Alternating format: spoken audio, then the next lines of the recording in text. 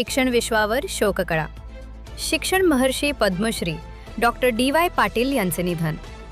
वयाच्या 90व्या वर्षी कोल्हापूरमध्ये अखेरचा श्वास. देशातील नामवंत शिक्षण तज्ज्ञ, माजी राज्यपाल आणि पद्मश्री पुरस्काराने सन्मानित डॉक्टर ज्ञानदेव यशवंतराव डी.वाय. पाटील यांचे आज कोल्हापूर येथे वयाच्या 90व्या वर्षी निधन झाले. त्यांच्या निधनाने शिक्षण, आरोग्य आणि क्रीडा क्षेत्राची मोठी हानी झाली आहे. 22 ऑक्टोबर 1935 रोजी जन्मलेल्या डॉक्टर डी.वाय. पाटील यांनी महाराष्ट्रासह देशभरात शिक्षण संस्थांचे विशाल जाळे उभे केले.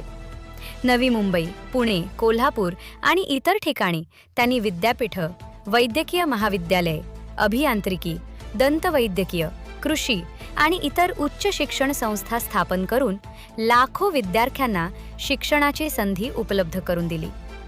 राजकीय कारकिर्दीची सुरुवात काँग्रेस पक्षातून करत त्यांनी नंतर सक्रिय राजकारणापासून दूर होत संपूर्ण आयुष्य शिक्षण, आरोग्य आणि सामाजिक कार्यासाठी समर्पित केले. ते बिहार, त्रिपुरा आणि पश्चिम बंगालचे राज्यपाल म्हणूनही कार्यरत होते. त्यांच्या पश्चात पुत्र डॉक्टर संजय डी.वाय. पाटील, सतेज डी.वाय. पाटील, विजय डी.वाय. पाटील, डॉक्टर अजिंक्य डी.वाय. पाटील, कन्या डॉक्टर नंदिता पालशेतकर तसेच अन्य कुटुंबीय असा मोठा परिवार आहे. Doctor DY. पाटील यांच्या निधनामुळे देशाने शिक्षण क्षेत्रातील एक दूरदृष्टीचा शिल्पकार गमावला आहे.